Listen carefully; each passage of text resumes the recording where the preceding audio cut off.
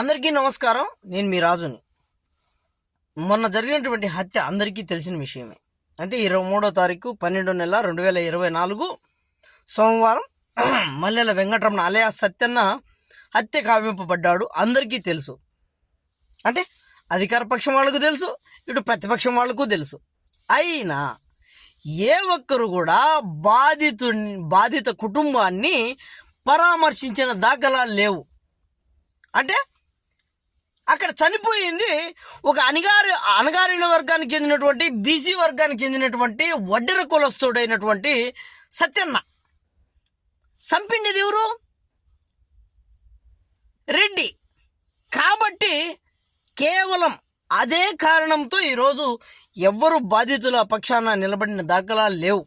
అదే ఒక వడ్డెర జాతికి చెందినటువంటి వ్యక్తి ఒక రెడ్డిని చంపినుంటే ఈ పాటికి కనీసం ఆ బాధిత ఆ కుటుంబాన్నే కాదు, వాళ్ళ బంధువులను కూడా ఎత్తుకొని పోయి ఈరోజు స్టేషన్లో వేసిండ్రు.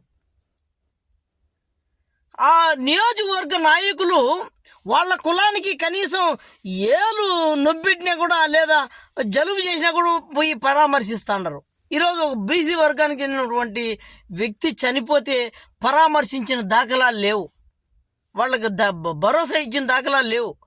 ఈరోజు అక్కడ ఉన్నటువంటి పోలీసు అధికారులే ఆ కేసును తప్పుదోవ పట్టించే ప్రయత్నం చేస్తూ ఉన్నారు. కాబట్టి మాకు ఎక్కడ న్యాయం జరుగుతుందో ఇంకేం అర్థం కావడంలే. నేను కూడా ఈ తెలుగుదేశం పార్టీ వస్తే ఏదో మేలు జరుగుతుందని ప్రజలను తప్పుదోవ పట్టించినానేమో అనిపిస్తుంది. వాస్తవాలు చూసుకుంటే చాలా బాధతో ఈ వీడియో చేస్తున్నాను.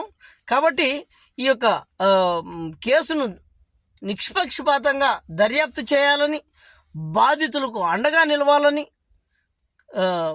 నేరస్తులకు శిక్ష పడేలా చర్యలు తీసుకోవాలని మనస్ఫూర్తిగా కోరుకుంటూ, ఇకనైనా ఒక్కసారైనా పరామర్శించాలని మనస్ఫూర్తిగా కోరుకుంటాను. Thank you so much all of you.